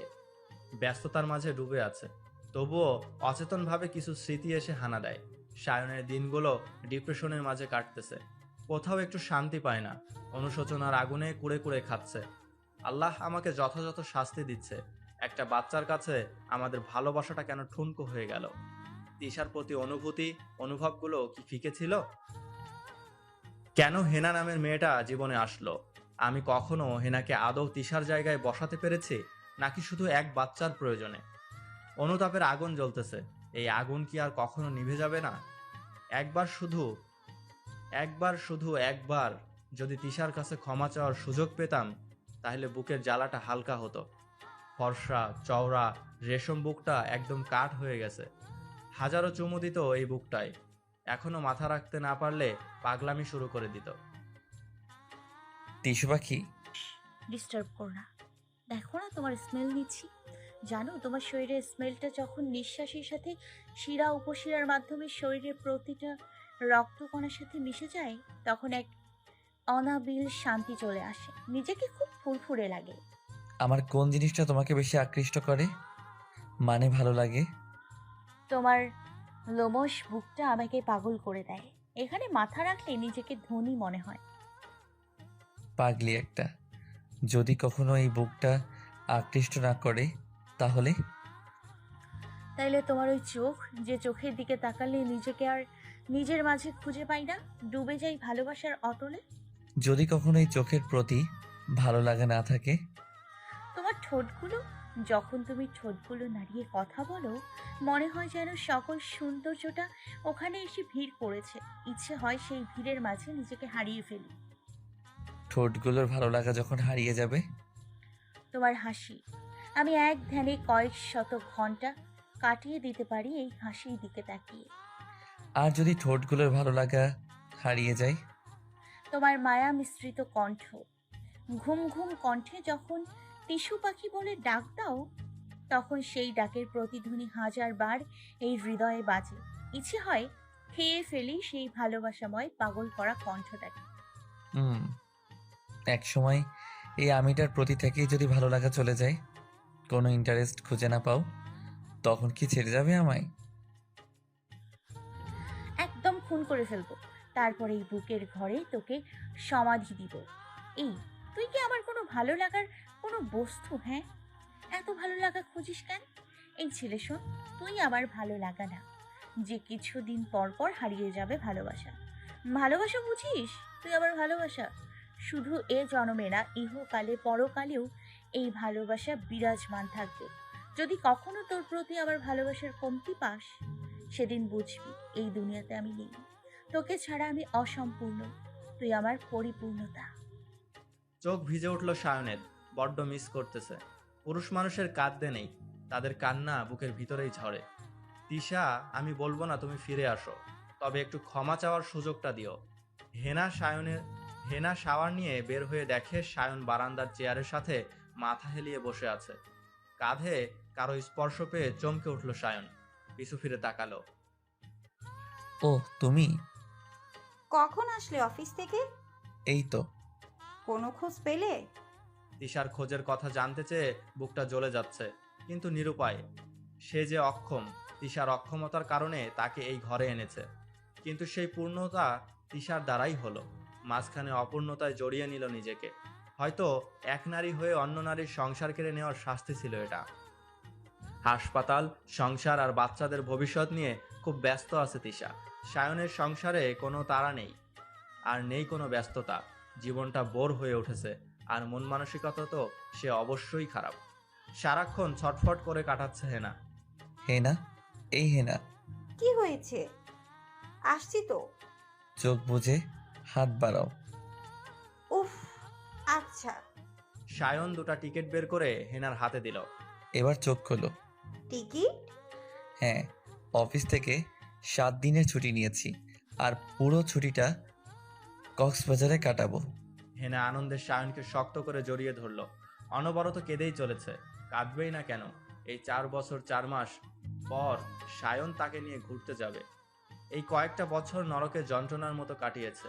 সায়ন নিজেকে সামলে নিয়েছে। জোর করে আর যাই হোক না কেন, ভাগ্যকে তো বদলানো যায় না। তাই যে কয়েকদিন বেঁচে থাকবে, স্বাভাবিকভাবেই বেঁচে থাকবে। কিন্তু আজও তিশাকে খুঁজে বেড়াচ্ছে, তবে বিফলই হচ্ছে। রাতে খাওয়া দাওয়া সেরে হেনা লাগেজ গুছাচ্ছে, আর সায়ন হেল্প করছে। তিশা তার রাজকন্যা আর রাজপুত্রকে নিয়ে ছাদে বসে গল্প করতেছে।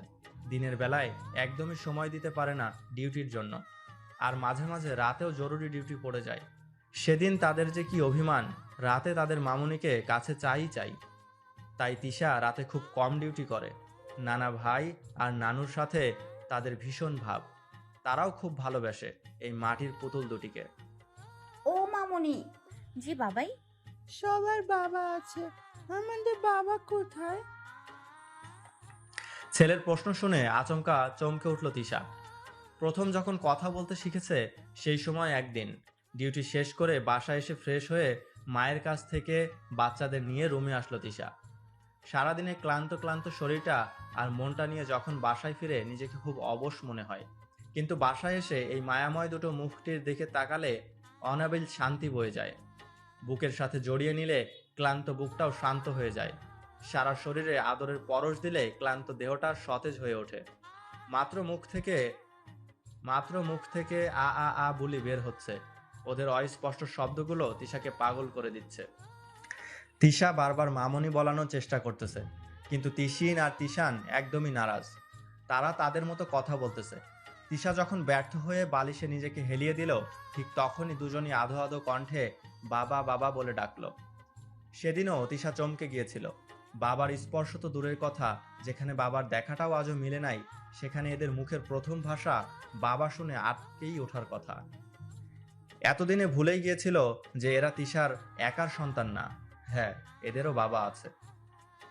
এই সন্তান যখন বড় হয়ে বাবাকে জানতে চাইবে, তখন এদের কি জবাব দিবে? তার সন্তানের বেড়ে ওঠার পথে এই কথাটা প্রশ্নের প্রভাব ফেলতে যথেষ্ট। প্রথম যখন বাচ্চা পেটে আসে, কতই না স্বপ্নের বীজ বুনেছিল। তখন মনে হয়েছিল সুখরা যখন আসে দল বেঁধেই আসে। একদিন বাচ্চাদের প্রথম ডাক কি হবে তা নিয়ে সে কি খুনসুটি। সায়ন অফিস থেকে এসেই পেটের কাপড়টা সরিয়ে অনেকগুলো আদর দিল, হাত বুলিয়ে দিল, তারপর পেটের উপর মাথা রেখে ভিতরটাকে অনুভব করতে চেষ্টা করতেছে। এই কি করছো? হুশ, আমার সোনামণিদের সাথে জরুরি মিটিং করতেছি, ডিস্টার্ব করো না তো। তুমি সত্যি পাগল। টিস্যু? হুম। এই টিস্যু পাখি কি কানে শুনতে পাও না? রেগে যাচ্ছে কেন মেয়েটা? রেগে যাচ্ছ কেন ময়নাটা? জানো বাবা এটা কি বলছে? বুড়ো কুসকে কি জানতে চাইলো? বলছে, বাবা জানো, আমি যখন কথা বলতে শিখবো তখন তোমাকেই ডাকবো প্রথম। না, একদমই না। ওর মামুনিকে ডাকবে। দূর, আমাকে ডাকবে বলেছে। আচ্ছা টিস্যু পাখি, আধো আধো কণ্ঠে যখন বাবা বলে ডাকবে তখন অনুভূতিটা কেমন হবে বলতে পারো? ইস, আমার তো ওর মুখে আধো ভাষায় বাবা শুনতে আর তর্স হয়েছে না। এই গন্ডার হনুমান কুত্তা আর বাবাই শোনাটা আমার ভিতরে বেড়ে উঠতেছে, তাই ওর মামুনিকে ডাকবে। তুমি দেখো বাবাকেই ডাকবে। হ্যাঁ গো, তোমার ধারণাই সঠিক। আমার কলিজার টুকরো গুলো বাবাইকে ডাকলো, বাট ওদের ডাক শুনে পাগল হয়ে যাওয়া বাবাটা যে ওদের নেই, আজ এই বাবা শব্দটাই ওদের চলার পথে বাধা হয়ে যাচ্ছে। ও মামুনি, কি হলো বলছো না কেন? আমার বাবা কোথায়? মেয়ের ডাকে হুঁশ ফিরে পেল তিশার। বলতে শেখার পর থেকে কয়েক শতবার এই প্রশ্নের মুখে পড়তে হয়েছে, বারবারই এড়িয়ে যাচ্ছে। আকাশের সবচেয়ে উজ্জ্বল নক্ষত্রটা দেখতে পারছো না? ওখানেই তোমার বাবা থাকে। আমাদের কাছে আসবে না মামুনি? ক্লাসে সবার বাবার গল্প করে, তখন খুব মনে পড়ে বাবাকে। ম্যাম যখন বাবা মা নিয়ে রচনা লিখতে বলে, সেই প্রথম থেকে শুধু মাকে নিয়ে লিখছি। জানো মামুনি, আমার খুব ইচ্ছে করে বাবাকে নিয়ে কখনো লিখতে। বাচ্চাদের কথা শুনে চোখের জল আটকে রাখতে পারছে না তিশা। ওদের কথাগুলো বুকে প্রচন্ড আঘাত করছে। বাবাকে খুব প্রয়োজন তোমাদের? ভীষণ মিস করি। যখন সবার বাবা তার ছেলে মেয়েকে আদর করে, আমাদেরও না খুব ইচ্ছে হয় বাবার কোলে চড়তে। বেশ, তাহলে আমি ওই দূর আকাশে তারা হয়ে যাই আর তোমাদের বাবাকে পাঠিয়ে দিই। মায়ের মুখে এমন কথা শুনে বাবার মতো মাকে হারানোর ভয়ে দুই বাচ্চারই মায়ের চোখে জল মুছে দিয়ে বুকের সাথে লেপ্টে রইল। না মামুনি, এ কথা বলো না। তোমাকে ছাড়া আমরা বাঁচতে পারবো না। তাহলে আর বাবার কথা জানতে চাইবে না তো? প্রমিস, আর কখনো না। প্লিজ মামুনি, তুমি কেঁদো না, তাহলে বড্ড কষ্ট হয়। অনেক রাত হয়েছে, এখন ঘুমাবে, নয়তো ক্লাস মিস করবে। বাচ্চাদের রুমে নিয়ে এসে ঘুম পাড়িয়ে দিয়ে বারান্দায় গিয়ে দাঁড়ালো। চোখে ঘুম নেই, সবকিছু ভুলে গিয়ে নতুন করে বাঁচতে শিখেছে সন্তানের মুখের পানে চেয়ে। আজ সেই সন্তানরাই বাবার অন্ধকার অতীতটাকে সামনে টেনে নিয়ে আসতেছে। সায়নরা খুব ভোরে উঠেই রওনা দিল। হেনার মনটা খুব ভালো লাগতেছে। এতদিনে কিছুটা হলেও মনের যন্ত্রণাটা হালকা করার সুযোগ পেল। সায়নের কাঁধে মাথা রেখেই ঘুমিয়ে গেছে হেনা। কক্সবাজারে পৌঁছে হোটেলে গিয়ে কিছুক্ষণ রেস্ট নিয়ে বিকেলবেলা সমুদ্র সৈকত দেখতে বের হলো। প্রতিদিনের মতো আজকেও তিশির আর তিশান তার নানুর আর নানা ভাইয়ের সাথে হাঁটতে বের হলো। মেয়েটা একদম তিশার কার্বন কপি। সমুদ্র বুঝি এর জীবনে একটা পার্ট। সমুদ্র দেখলে আর স্থির থাকতে পারে না। উত্তল ঢেউ তাকে হাতছানি দিয়ে ডাকে একটু ছুঁয়ে দেখার জন্য। তাই তো প্রতিটা বিকাল সকালেই পাগল করে তোলে সমুদ্র দেখার জন্য। পিসি, আসতে নানু ভাই, পড়ে যাবা তো। বলতে না বলতেই ওদের বিপরীত দিক থেকে আসা এক দম্পতির সাথে ধাক্কা লাগে। দুর্ভাগ্যবশত ওনাদের হাতে থাকা আইসক্রিম বাক্সটি পড়ে যায়। তিশিন একবার ওনাদের দিকে তাকিয়ে চোখ বন্ধ করে ফেলল আর মায়াজড়িত কণ্ঠে ভয়ে ভয়ে সরি বলতেছে। সায়ন কয়েক মুহূর্তের জন্য থমকে গেল। বাচ্চাটা বোধহয় শুধু মায়া দিয়েই তৈরি। ওর সরি বলা ওর ভয় পেয়ে ড্রেস খামচে ধরা বুকের ভিতরটায় ধুক ধুক সৃষ্টি করে ফেলেছে। তিশাকে প্রথম যেদিন দেখে ভার্সিটির নবীনবরণ অনুষ্ঠানে, সায়ন তখন ফাইনাল ইয়ারের ছাত্র। তাড়াহুড়া করে গেট দিয়ে ঢুকতেছে, ঠিক তখনই কারোর সাথে ধাক্কা লেগে হাতে থাকা কাগজগুলো পড়ে যায়। তিশা পড়ে যাওয়া কাগজগুলো কুড়িয়ে হাতের মুঠে নিয়ে সায়নের দিকে বাড়িয়ে দিল। এতক্ষণে ফোনে কথা বলায় ব্যস্ত ছিল। কাগজগুলোর দিকে হাত বাড়িয়ে মেয়েটার দিকে অবাক চোখে তাকিয়ে রইল। নীল বোরখা, নীল হিজাব পরা একটা মায়াবিনী, ঠোঁটগুলো হালকা গোলাপি, ভয়ে চোখগুলো বন্ধ করে আছে, আর এক হাত দিয়ে কাগজগুলো সায়নের দিকে বাড়িয়ে দিয়ে অন্য হাতে বোরখা খামচে ধরে আছে, আর ভয়ার্থ মধুমিশ্রিত কণ্ঠে সরি বলে যাচ্ছে। সেদিন তার এই বহু মিশ্রিত রূপ সায়নকে ঘায়েল করেছিল। হেনা শক্ত করে সায়নের হাত চেপে ধরায় চোখের পলক ফেলল সায়ন। সামনে তাকিয়ে দেখে পরিটা নেই। হেনা বুঝতে পারল সায়ন বাচ্চাটাকে খুঁজতেছে। বাচ্চাটাকে খুঁজতেছো? এক মুরব্বি এসে সরি বলে বাচ্চাটাকে নিয়ে গেল।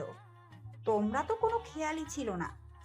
তিশার কথায় ডানে বামে সামনে পিছনে খুঁজে দেখতেছে, অনেক দূরে ভিড়ের মাঝে মিলিয়ে গেছে। বাচ্চাটার সাথে কে ছিল? একটা মুরব্বি টাইপের লোক, হয়তো দাদু বা নানা হবে। ও কেন, কোনো প্রবলেম? না, বাচ্চাটা খুব কিউট, তাই না? আচ্ছা চলো সামনে যাই। হেনা একটা দীর্ঘ নিঃশ্বাস ছেড়ে সায়নের বাহু ধরে হাঁটতে লাগলো। হোটেলে ফিরেও শান্তি পাচ্ছে না সায়ন। শুধু বাচ্চাটার চোখ বন্ধ করে সরি বলাটা বারবার তিশাকে মনে করিয়ে দিচ্ছে। অস্থিরতা কাটানোর জন্য হেনাকে আষ্টে পৃষ্ঠে জড়িয়ে আদর করতে লাগলো, কিন্তু তাতেও কাজ হচ্ছে না। বুকের ভিতরটা আরো অস্থির হয়ে উঠতেছে। তাই হেনাকে ঘুমাতে বলে রুম থেকে বের হয়ে গেল। সায়নের এমন আচরণে হেনা কেঁদেই দিল। কতদিন পর ভালোবেসে কাছে আসলো, আবার দূরেও ঠেলে দিল কেন? সায়ন হোটেল থেকে বের হয়ে সোজা বিচে চলে গেল। একটা স্তূপের উপর বসে একের পর এক সিগারেট শেষ করতেছে। তিশা বাচ্চাদের পড়া শেষ করে খাইয়ে ড্রেস চেঞ্জ করতে গিয়ে বারবার তিশিনের ড্রেসটার ঘ্রাণ নিচ্ছে। কেন জানি পরিচিত ঘ্রাণটা নাকে লাগতেছে। মেয়েটার শরীর থেকে ওর বাবার স্মেলটা আসছে কেন? আজ এত বছরে কখনো তো এমনটা হয়নি। কেন ভোতা হয়ে যাওয়ার অনুভূতিগুলো বারবার নাড়া দিচ্ছে? ওদেরকে কিছু জিজ্ঞেস করতে গিয়েও থেমে গেল। মামুনি, কি আছে এই ড্রেসে? কই কিছু না মামুনি। শুয়ে পড়ো। বাচ্চাদের শুইয়ে দিয়ে নিজেও এপাশ ওপাশ করতে করতে ঘুমিয়ে গেছে। রাত 2টা বাজে সায়ন হোটেলে ফিরল। হেনা ঘুমিয়ে আছে, তাই আর নিজেও টাইম নষ্ট না করে ঘুমিয়ে পড়ল। তিশা সকালে সবকিছু গোছগাছ করে রেখে হাসপাতালের উদ্দেশ্যে বেরিয়ে পড়ল। সকাল থেকে হেনার বুকের ব্যথাটা বেড়েছে, ব্যথায় পাগলের মতো করতেছে। সায়ন নাস্তা নিয়ে এসে দেখে এপাশ ওপাশ করতেছে আর ব্যথায় আটকে আটকে উঠতেছে। তাই আর দেরি না করে কোলে তুলে নিল। হোটেল থেকে বের হয়ে গাড়ি ডেকে নিল। ব্যথায় সেন্সলেস হয়ে গেল হেনা। সায়নের খুব কষ্ট হচ্ছে হেনাকে এই অবস্থায় দেখে। কালকে রাতে হয়তো অতিরিক্ত হয়ে গেছে। আমার পাপের শাস্তি এই মেয়েটা কেন পাবে? সদর হাসপাতালের সামনে এসে গাড়ি থামল। ডাক্তার বলেছে অতিরিক্ত মানসিক চাপের কারণে ব্যথার মাত্রা বৃদ্ধি পেয়েছে। 2 থেকে 3 ঘন্টা রেস্ট নিলে ঠিক হয়ে যাবে। ইঞ্জেকশন দিয়ে ঘুম পাড়িয়ে রাখা হয়েছে। তাই হাসপাতালের করিডোরে বসে সায়ন ওয়েট করতেছে। তিশানের স্কুল ছুটি আজকে, তাই নানা ভাইয়ের কাছে বায়না ধরলো হাসপাতালের মামুনির কাছে আসবে। হাসপাতালে আসলেই সকলকে মাতিয়ে রাখে, ওদের তোতা পাখির মতো অনবরত কথা দিয়ে। ওদের চিল্লাপাল্লার শব্দে পেশেন্টদের প্রবলেম হতে পারে, তাই তিশা হাসপাতালে আসতে দেয় না। আর সকলে খুব আদরও করে। এমন কিউট বাচ্চাদের কেউ আদর করবে না তা কি করে হয়? আরে আমাদের তোতা পাখিরা যে, কেমন আছো সোনারা? আমাদের কথা মনে আছে তাইলে? খুব মিস করি আন্টি তোমাদের, তাই তো চলে আসি দেখতে। ওরে তোতা পাখিরা। ওদের তোতা পাখির মতো কণ্ঠটা সায়নের কানে গিয়ে বিঁধল। সামনে তাকিয়ে দেখে 2টা রাজকন্যা আর রাজকুমার দাঁড়িয়ে আছে। তিশিন সায়নকে দেখে ভয়ে চোখ বন্ধ করে ফেলল। বাচ্চাটার এভাবে ভয় পাওয়া দেখে আনমনে হেসে ওঠে। ওদের দিকে এগিয়ে গেল। তিশানের মাথায় হাত বুলিয়ে তিশিনকে কোলে তুলে নিল। কি নাম তোমার আম্মু? তিশিন পিটপিট করে তাকালো। সায়ন মেয়েটার দু চোখে চুমু দিল। ইস, কত মায়া দিয়ে তৈরি বাচ্চাগুলো। চেয়ারে বসে দুই বাচ্চাকে কোলে বসিয়ে কথা বলতেছে। দুজনেই সায়নের দিকে তাকিয়ে আছে। হয়তো অন্তরের সুতোয় টান লাগতেছে। তারা যে একই সুতোয় বাঁধা। কি হলো মামুনি, কথা বলো না? আমার নাম তিশিন মাহবুবা স্বর্গ। নামটা শুনে বুকের ভিতরে মোচড় দিয়ে উঠল। আর তোমার নাম কি বাবাই? তিশান মাহবুব শব্দ। সায়ন বাচ্চাদের বুকের সাথে চেপে ধরল। কেন জানি বুকে অনাবিল শান্তি পাচ্ছে। বারবার আদর করতেছে। অফিস কক্ষে বসে বাচ্চাদের চিল্লানির শব্দ শুনতে পেলে তিশা সুযোগ পেলেই হাসপাতালে চলে আসে। ওদের চিল্লানির শব্দে পেশেন্টের প্রবলেম হয়। তবুও বাবা ওদেরকে কেন যে নিয়ে আসে। একা একা বিড়বিড় করতে করতে অফিস কক্ষ থেকে বেরিয়ে আসলো। যত সামনে এগোচ্ছে সেই পাগল করা স্মেলটা নাকে লাগতেছে। আজ এত বছর পরেও এই স্মেলটা ভুলে নাই। নিশ্চয়ই সায়ন আশেপাশে কোথাও আছে। তোমার আম্মু আব্বুর নাম কি? কি করে?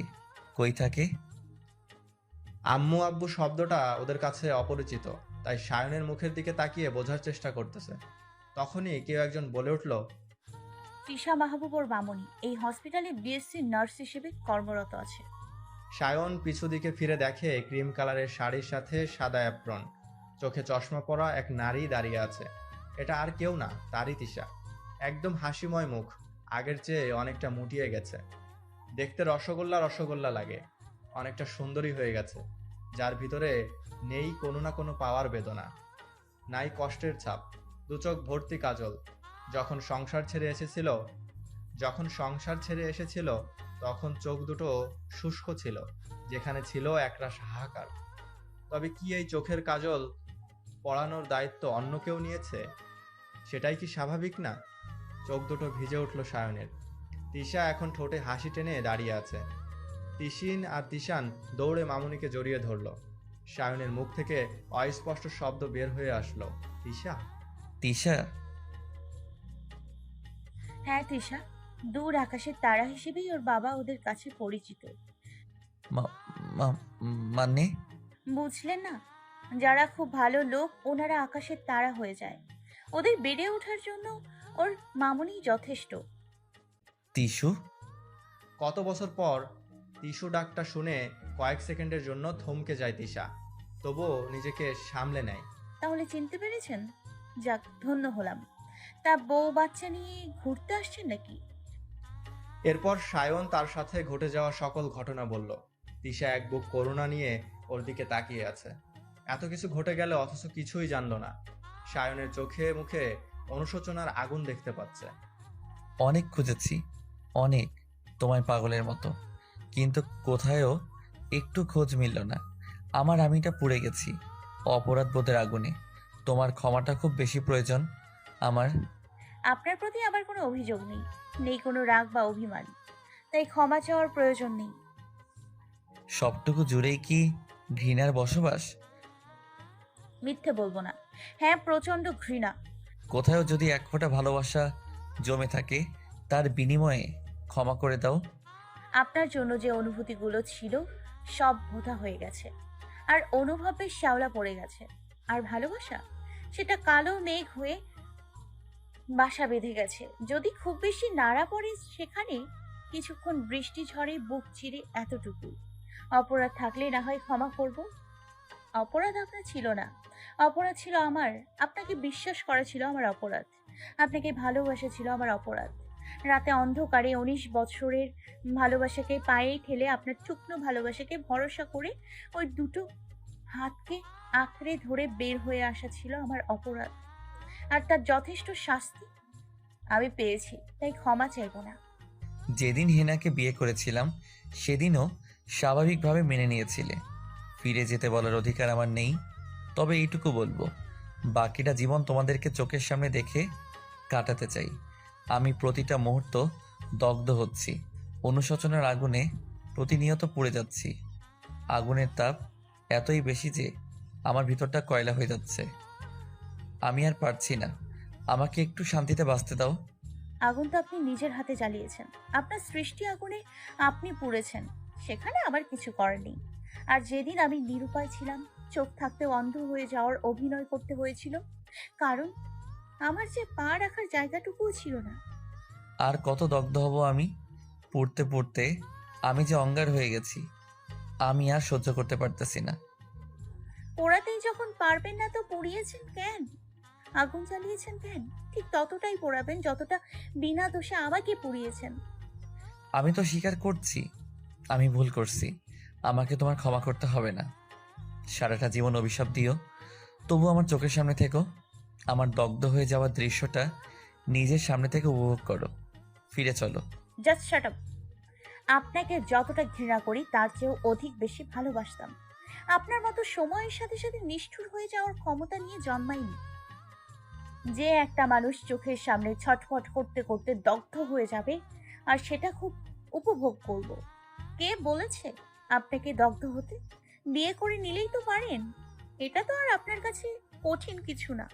তিশা, চিল্লাবেন না, এটা আপনার বেডরুম না, এটা হসপিটাল।